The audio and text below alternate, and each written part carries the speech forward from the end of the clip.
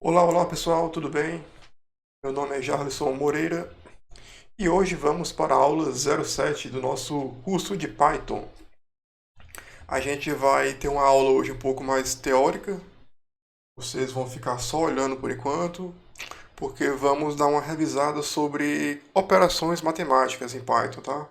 A gente já falou um pouco sobre isso bem lá no começo do curso, mas hoje vamos aprofundar ver como funciona, tá? Porque no tutorial que vem que vai ser um dos mais legais. A gente vai fazer um programa muito legal, que é uma calculadora em Python. Vai ser o nosso programa mais longo, mais complexo, vai ser bem funcional, vai ser bem bacana. Então presta bem atenção nessa aula, porque a gente vai usar ela na aula que vem, na aula 08, tá?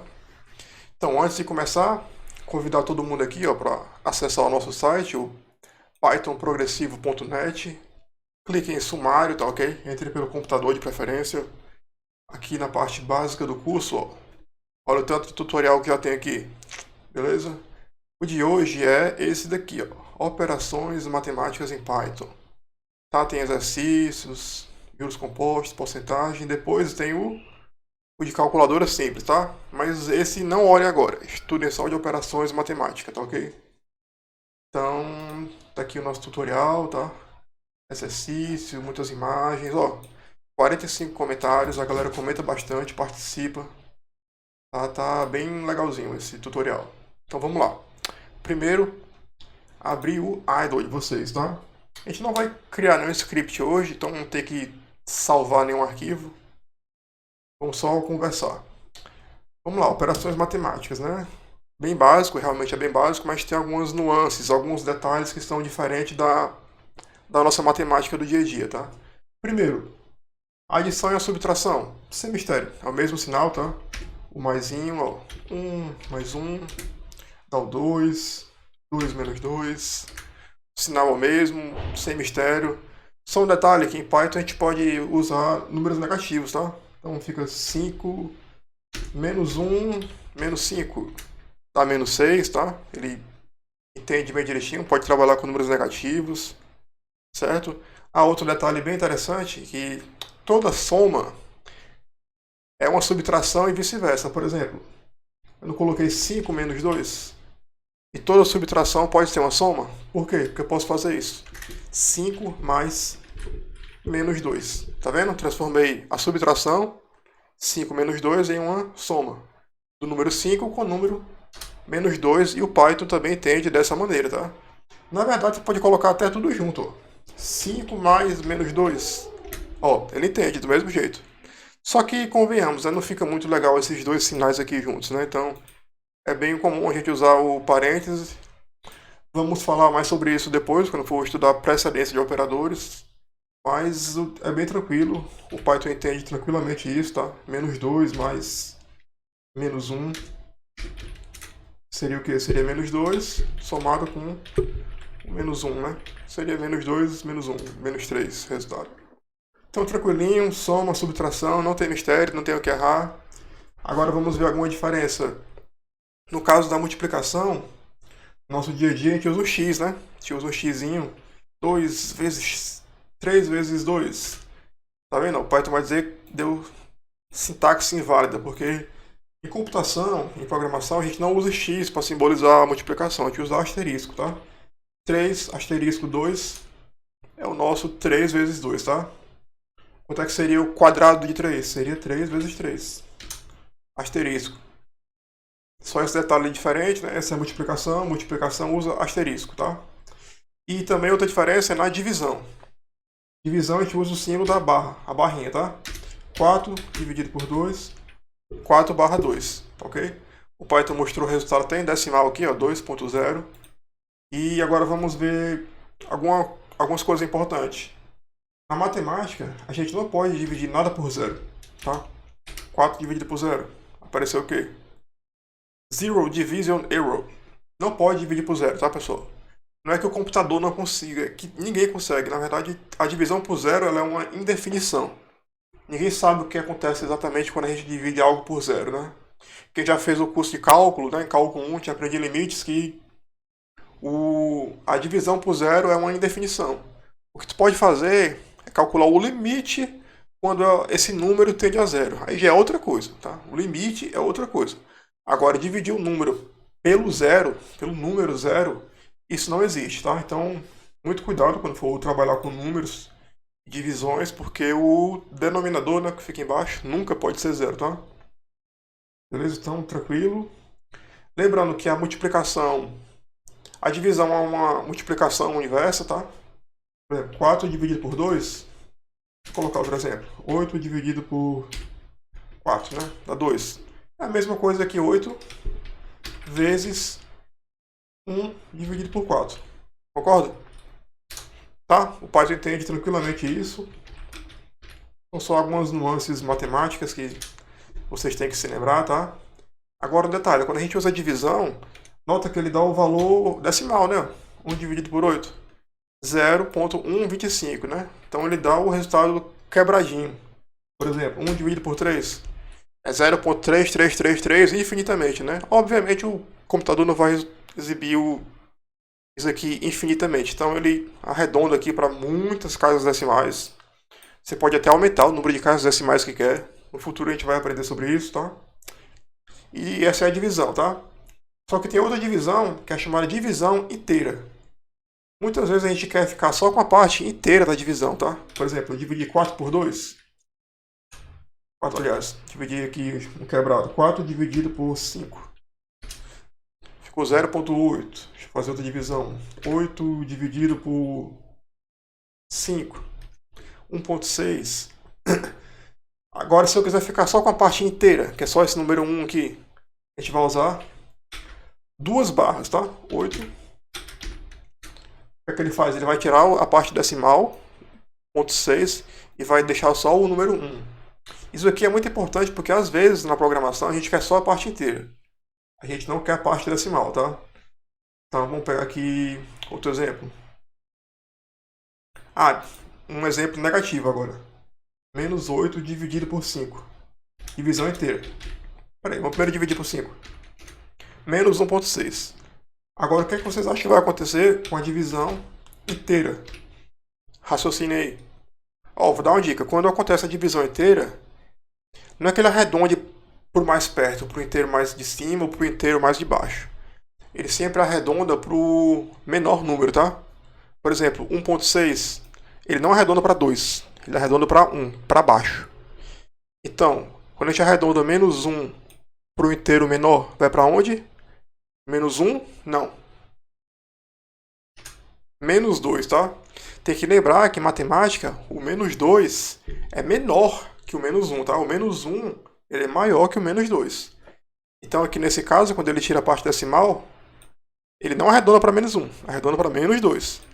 Ou seja, ele sempre arredonda para o inteiro menor, tá? Não esqueça isso, muito cuidado com isso. A gente quer isso até na provinha de matemática, mas faz sentido ser menos 2, tá? Então essa aí é a divisão inteira, beleza? Agora vamos relembrar aqui a exponenciação, que é o elevado. Lembra? 3 elevado a 4, 3 elevado a 5. A gente usa dois asteriscos para simbolizar o exponencial. 2 elevado a 4 é 2 asterisco, asterisco, 4, que fica 16, tá? Pode ser negativo também, sem problema. Quando a gente eleva o número par, o resultado vai dar... Aliás, aqui não, né? Aqui porque o menos 2 está na frente. Se eu fizer assim,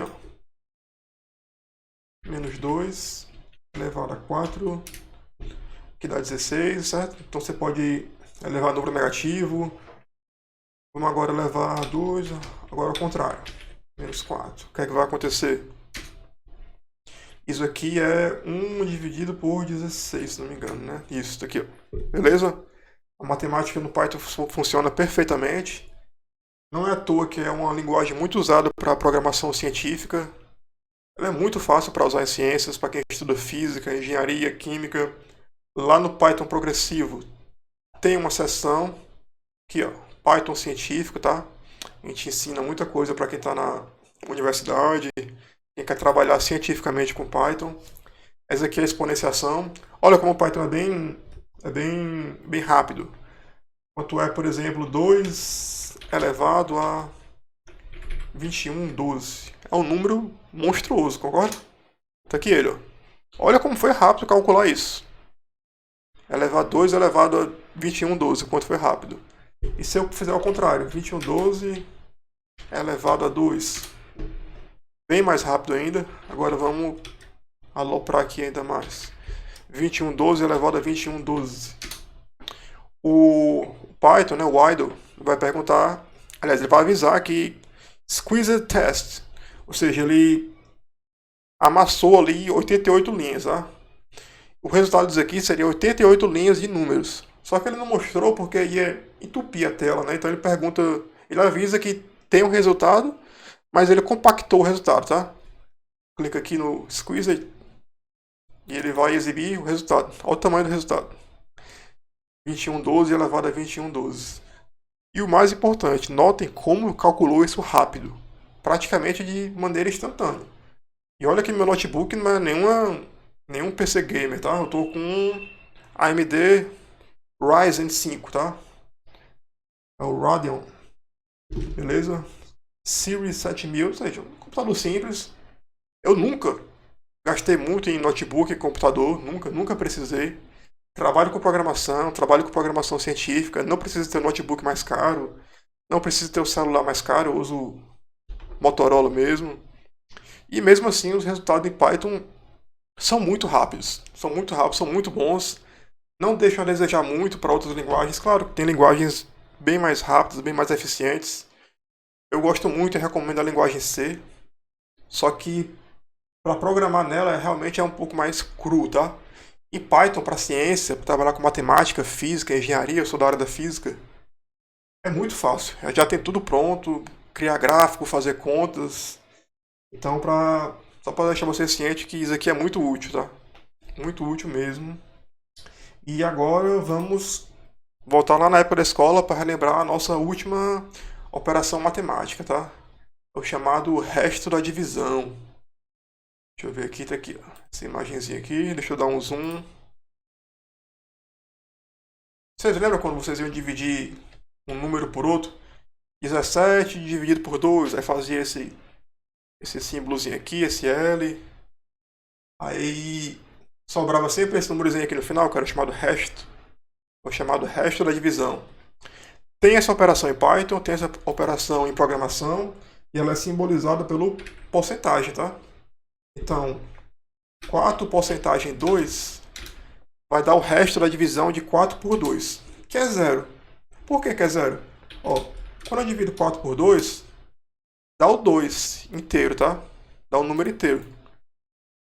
Ou seja, quando eu divido 4 por 2, o resto da divisão é zero. Já 5 dividido por 2, o resto da divisão é 1. Por quê? Porque vai dar um número quebrado, tá? Só você se relembrar na época da escola. E uma coisa interessante, isso de resto da divisão, pessoal, é muito importante em computação, é muito. É muito usado mesmo. Ó, esse aqui que eu fiz, 4 por 2, serve para a gente descobrir se o número é par ou é ímpar. Por quê? Todo número par, 16, ele deixa o resto da divisão por 0 ou por 2 sendo igual a 0. Por quê? Porque eu posso dividir o número par por 2. Quando eu divido o número par por 2, dá um número exato, dá um número inteiro, tá? Já quando eu divido o número ímpar por 2, qual é o resto da divisão de 15 por 2? É 1, porque ele é um ímpar, ok? A gente vai usar isso mais à frente. Outra utilidade é saber se o número é múltiplo. Por exemplo, 6 é múltiplo de 2. É só checar o resultado do resto da divisão de 6 por 2. É 0. Então 6 é múltiplo de 2. 6 é múltiplo de 3. É múltiplo de 3. Por quê? Porque deixa o resto da divisão 0. Mas o 6 é múltiplo de 5? O que é que vocês acham? Não é. Ó, deixa o resto da divisão por 1. Outra coisa bem interessante, são chamados para trabalhar com números primos. Ó, o 17, o resto da divisão por 2. Deu 1, 17. Resto da divisão por 3. Deixa 2. Você pode fazer do 2, 3, 4 até o 16. Ó. 17, resto da divisão, 16. Deixa o resto 1. 17, resto da divisão 10. Deixa o resto do 7. Por quê? Porque o número 17 é chamado número primo, aliás, desculpa, número primo. O número primo ele só é divisível por ele mesmo e por 1. Qual o resto da divisão de 17 por 17? Aí pode ser 0, né? 17 por 1. Resto 0 também, tá? Na verdade, por menos 17 menos 1 também é divisível, tá? Por número negativo, mas por vias práticas a gente só usa 1 e ele mesmo. Isso aqui é muito importante para achar números primos, tá? Achar número primo é um dos algoritmos mais importantes que tem em computação. E números primos são a base da criptografia, são muito usados em criptografia. Quem for trabalhar com segurança digital vai trabalhar bastante com números primos. E para trabalhar com isso a gente usa isso aqui, o resto da divisão. Mas lá na frente, quando a gente for estudar testes condicionais, a gente vai usar bastante esse resto da divisão, tá? Então pronto. Essas são as principais operações. Tem mais algumas envolvendo vetores, matrizes, mas a base toda da matemática no Python é essa daqui, tá ok? Então, agora que vocês já sabem as operações todas, soma, subtração, eu vou deixar um exercício aqui, um desafio, que a gente vai resolver na próxima aula, no próximo tutorial. Só que vocês têm que tentar resolver sem consultar o tutorial no site e sem ver o próximo vídeo. Que é o que? É isso aqui, ó. Vocês vão criar um script em Python. Esse script ele vai pedir 2 números para o usuário, tá? Lembra como é que pega número para o usuário? O input, né? Vai lá no tutorial passado que a gente ensinou como é que o usuário digita um número, a gente salva, usa esse número, transforma esse número para float, tá? Não esqueça disso. E é o seguinte, vai digitar o primeiro número, aí vai pedir o segundo número, então o script vai ter que exibir todos os resultados das operações matemáticas entre esses 2 números. A soma dos 2 números, a subtração do primeiro menos o segundo, a multiplicação do primeiro menos o segundo, a divisão do primeiro pelo segundo, a exponenciação e o resto da divisão, tá? Qualquer número que o usuário digitar vai ter que aparecer esse resultado aqui, tá? É uma calculadora bem simples, mas já é um programinha bem legal, bem maior, bem mais eficiente, mais funcional. Já está começando a criar uns programinhas legais, né? E, pessoal, tentem, tá? Tentem. Veja bem, só ficar assistindo aula não adianta de nada, tá ok? Vocês nunca vão aprender nada só assistindo vídeo aula. Quem tá falando isso é uma pessoa que tá criando vídeo. Eu crio vídeo, eu crio conteúdo, mas eu sou sincero em falar que só assistir o vídeo você nunca vai aprender nada. Pode assistir 1 milhão de horas aula que só assistir não vai aprender nada, nunca. Beleza? Então dá uma revisada aqui. Vai lá no site, lê o tutorial do site de operações matemáticas. O conteúdo da nossa apostila é maior, tem mais exemplos, tem mais exercícios, tá? Então quem quiser a apostila em PDF está aqui. A gente já tem mais páginas que isso, já deu uma atualizada nela, vou até ajeitar isso daqui. A apostila já está chegando a 500 páginas, tá?